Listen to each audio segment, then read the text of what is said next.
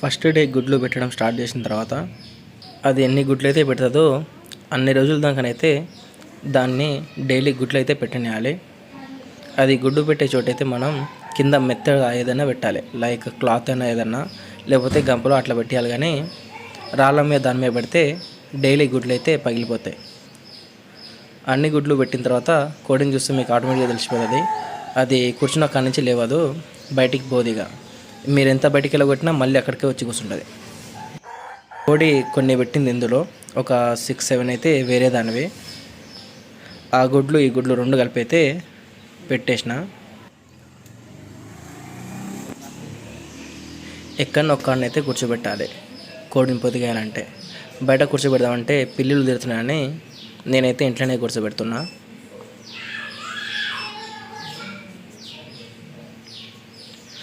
మా కోడి అయితే ఇందులో గుడ్లు పెట్టేది డైలీ. గుడ్లు పెట్టడానికి అంటే సపరేట్గా రూమ్ పెట్టిన ఒకటి చిన్నది, కాబట్టి అవన్నీ అందులోకే పోయి పెడతాయి ఏ కోడి గుడ్లకు వచ్చినా కూడా. అయితే పొద్దుకు వచ్చినాక కోడి ఎక్కడ ఉందో అక్కడనే పోయి కూర్చుంటుంది. వేరే కాడికి వచ్చి కూర్చోదు.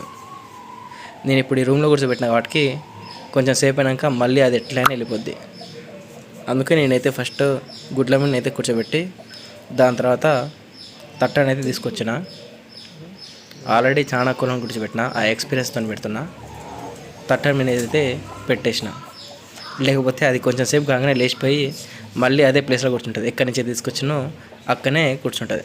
అంటే గుడ్లు ఎక్కడైతే పెడుతుందో కోడి అక్కడికే పోయి కూర్చుంటుంది. మీరు ఎంత ట్రై చేసినా కూడా 1-2 రోజులు అలవాటు అయినాక దాని తర్వాత ఎక్కడైతే గుడ్లు ఉన్నాయో మళ్ళీ అక్కడికి వచ్చి దాని మీదే కూర్చుంటుంది అన్నట్టు. కోడి గుడ్ల మీద కూర్చున్న తర్వాత కోడి గుడ్డు ఎన్ని రోజులకి ఎట్లా కనిపిస్తుంది అనేది ఈ వీడియో.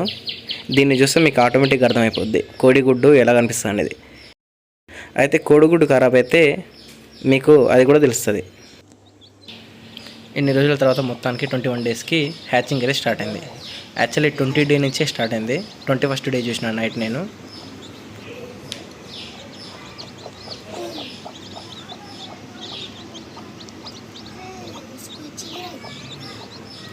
వేసిన గుడ్లలో జస్ట్ 1 or 2 మాత్రమే ఖరాబ్ అయిపోయినాయి, మిగతా 1 అయితే వెళ్ళినాయి.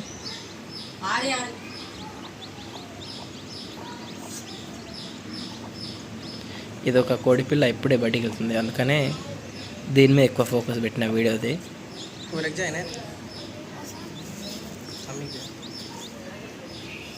అయితే నార్మల్గా కోడి పిల్ల లోపల నుంచి దానంతా అదే పలగొట్టుకొని వస్తుంది. కానీ కొన్నిసార్లు ఏమవుతుందంటే కోడి పిల్ల బయటికి వెళ్తుంది కానీ మొత్తం బయటికి వెళ్ళలేదు, అంటే బతికే ఉంటుంది కానీ లోపల బయటికి వెళ్ళలేక లోపల చనిపోతాయి. అసొంటప్పుడు ఏం చేయాలంటే 22nd డే కోడి పిల్ల ఒకవేళ బయటికి వెళ్ళకపోయినా కూడా, ఒకవేళ పిల్ల ఫామ్ అయినట్టు మనకు తెలుస్తుంది, లైటింగ్ పెట్టిన ఇందాక అట్లా చెక్ చేస్తే మనకు తెలుస్తుంది కోడి పిల్ల ఉందా లేదా అని. దాన్ని బట్టి మనం 22nd డే మనమే చిన్నగా బయటికి తీయాలి, లేదంటే అది ఎట్లయినా చనిపోతుంది.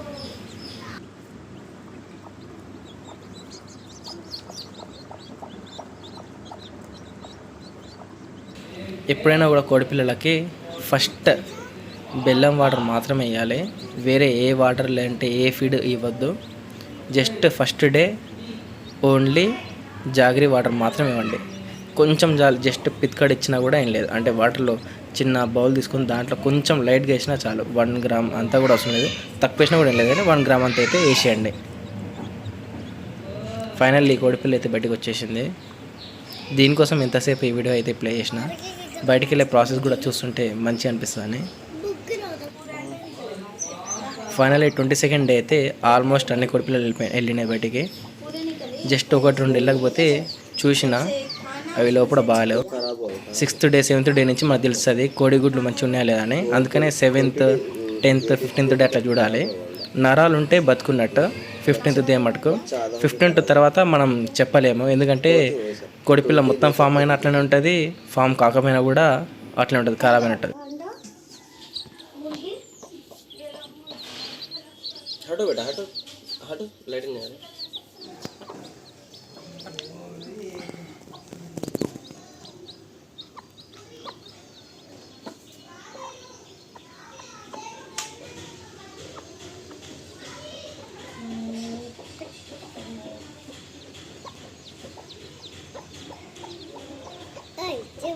देखो मेरा आते हुए चिकन वो दाल खा दे क्या है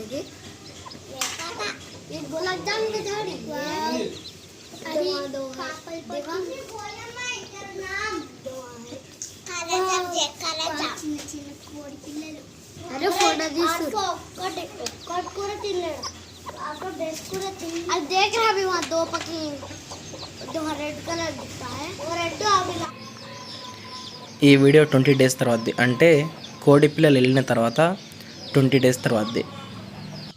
మొత్తానికైతే ఒక 14 మిగిలినాయి. నేను వేసింది 22, దాంట్లో మిగిలింది అంటే గుడ్లల్లో ఖరాబ్ అయ్యి కోడి పిల్లలు పోంగా మిగిలినవి 14. ఇంకా ఇలాంటి కోళ్ళకు సంబంధించిన వీడియోస్ కోసం అయితే నా ఛానల్ని సబ్స్క్రైబ్ చేయండి. మీకు ఏమన్నా డౌట్ ఉంటే అది కామెంట్ సెక్షన్లో మెన్షన్ చేయండి, దాని గురించి కూడా ఖచ్చితంగా వీడియో చేస్తా. తెలియకపోయినా కూడా కనుక్కొని చేస్తా. అప్పటి వరకు అయితే ఛానల్ని సబ్స్క్రైబ్ చేసి పెట్టండి. Thank you for watching. See you later. Stay happy and live long.